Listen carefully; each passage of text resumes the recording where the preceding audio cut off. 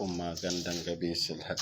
Ito po si John Henry Caud sa akong Facebook account o sa akong YouTube channel naman, Apo Rocky ng Cagayan de Oro. Magandang gabi sa Divine Guardians of Yahweh. Lalo sa aking kasama ni si Divino Sator. Si Oremus Divino Sator Coronados. Ating ibibahagi ngayon ay poder kapangyarihan ng susi ng mga mahika. Yan po ang ating ibabahagi.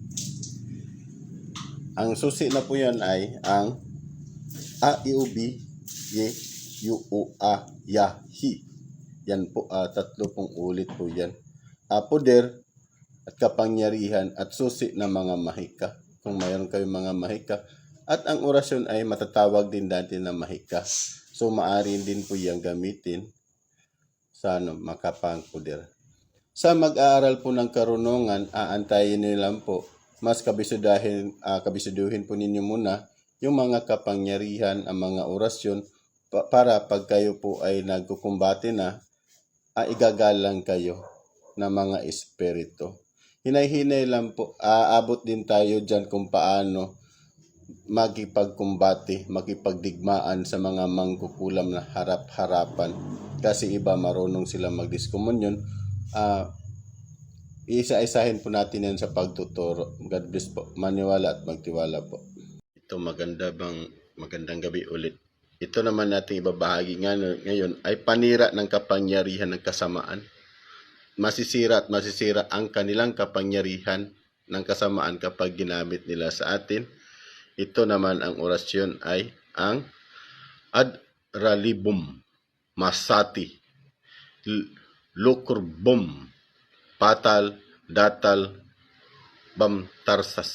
Yan pong orasyon ay 3 ulit po ninyong ihip sa tubig o sa pasyente pag nagkukumbate mo na po tayo. Kanina, kailangan po talaga makabisado po natin yung galawan. Para tulad po ng online gaming, tulad ng COC, Mobile Legends, PUBG, ganyan din ang pag-i-spiritual. Kailangan pag-aralan kung paano mo uubusin yung kalaban sa COC, kung paano mo papasukin, matristar mo ang kanilang kapangyarihan. O sa ML naman, para masira mo ang kanilang tore. Yan po at talaga ang spiritual. Kailangan po talagang pag-iisipan. Mas mabuti din po, makatulong sa atin yung pag-idea, ay maglalaro po tayo. Parang laro lang, para hindi ma-stress sa spiritual. God bless po at maniwala. Aabot din tayo dyan sa kumbate. Spiritual naman ang ating pag-uusapan. Ito po, magandang gabi po sa lahat. Ito pong salitang ito aking ibabahagi ngayon ay salita. Ito ay tinamaan ang kulog at kidlat ang kalaban, ang mga mambabarang o mangkukulam. Mabisa din ito pag gamitin sa nagkukumbate. Pag hindi naman po nagkukumbate, mayroon din pong ihip sa tubig at ipainom sa pasyente. At tatamaan talaga yung mangkukulam. Kasi hindi naman sa kumbate tatamaan yung mangkukulam. Ang iba, marunong sila makipagkumbate, marunong din sila mag-spiritual na ihip-ihip lang sa puyo. Ito naman ang aking babahagi, ang Pactum Nuam Moller Igut Hum.